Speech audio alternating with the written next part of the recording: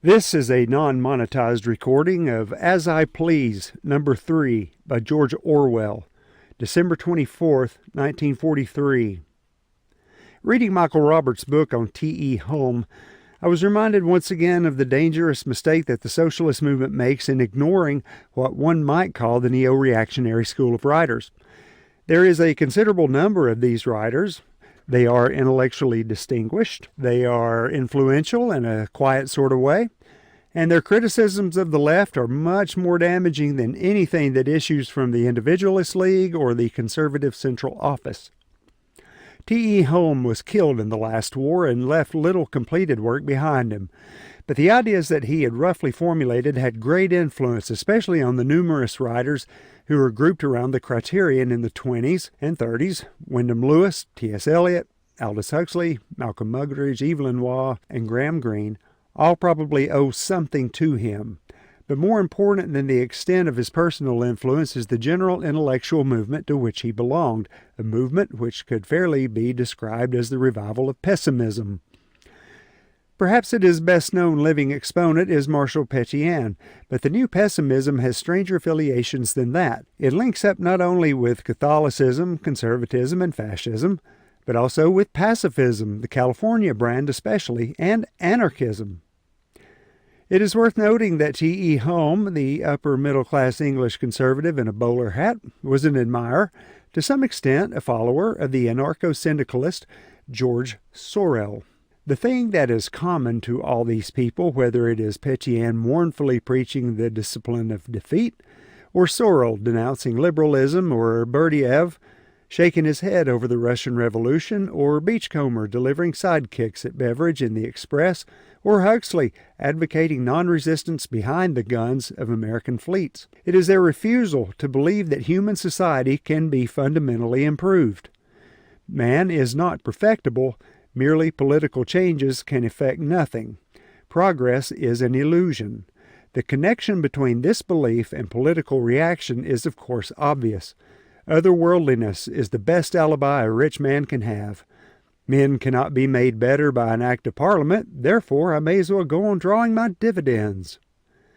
No one puts it quite so coarsely as that, but the thought of all these people is along those lines, even of those who, like Michael Roberts and Home himself, admit that a little, just a little improvement in earthly society may be thinkable. The danger of ignoring the neo-pessimists lies in the fact that up to a point, they are right. So long as one thinks in short periods, it is wise not to be hopeful about the future.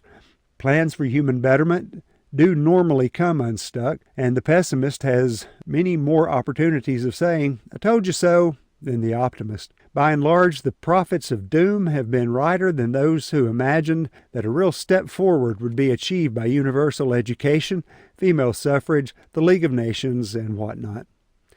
The real answer is to dissociate socialism from utopianism.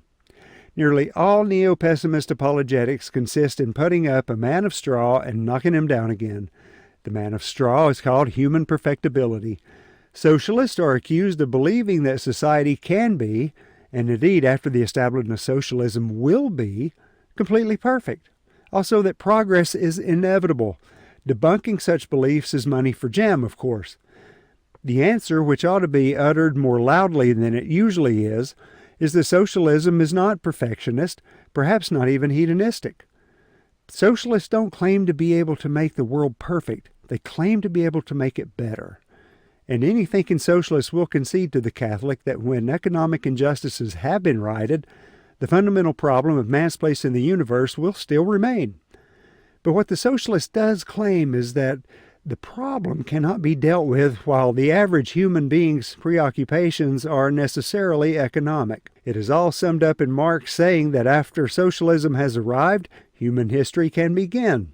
Meanwhile, the neo-pessimists are there, well entrenched in the press of every country around the world, and they have more influence and more converts among the young than we sometimes care to admit. This is from Philip Jordan's Tunis Diary. Quote, "We discussed the future of Germany, and John Strachey said to an American present there, 'You surely don't want a Carthaginian peace, do you?' Our American friend, with great slowness but solemnity, said, I don't recollect we've ever had much trouble from the Carthaginians since, which delighted me." Unquote. Well, it doesn't delight me. One answer to the American might have been, "No, but we've had a lot of trouble from the Romans." There's more to it than that. What the people who talk about a Carthaginian peace don't realize is that in our day, such things are just not practical. Having defeated your enemy, you have to choose, unless you want another war within a generation. You must choose between exterminating him and treating him generously. Conceivably, the first alternative is desirable, but it isn't possible. It is quite true that Carthage was utterly destroyed, its buildings leveled to the ground, its inhabitants put to the sword. Such things were happening all the time in antiquity, but the populations involved were tiny. I wonder if that American knew how many people were found within the walls of Carthage when it was finally sacked. According to the nearest authority I can lay hands on, it was 5,000. What is the best way of killing off 70 million Germans? Rat poison? We might keep this in mind when "Make Germany Pay" becomes a battle cry again. Attacking me in the weekly review for attacking Douglas Reed, Mr. A.K. Chesterton remarks, quote, "My country, right or wrong, is a maxim which apparently has no place in Mr. Orwell's philosophy." Unquote. He also states that all of us believe that whatever her condition, Britain must win this war, or for that matter, any other war in which she is engaged. The operative phrase here is "any other war." There are plenty of us who would defend our own country under no matter what government if it seemed that we were in danger of actual invasion and conquest. But any war is a different matter. How about the Boer War, for instance? There's a neat little bit of historical irony there. Mr. A.K. Chesterton is the nephew of G.K. Chesterton, who courageously opposed the Boer War and once remarked that "my country, right or wrong, was on the same moral level as my mother, drunk or sober." The end. Thank you for listening. I'm Everson Harper.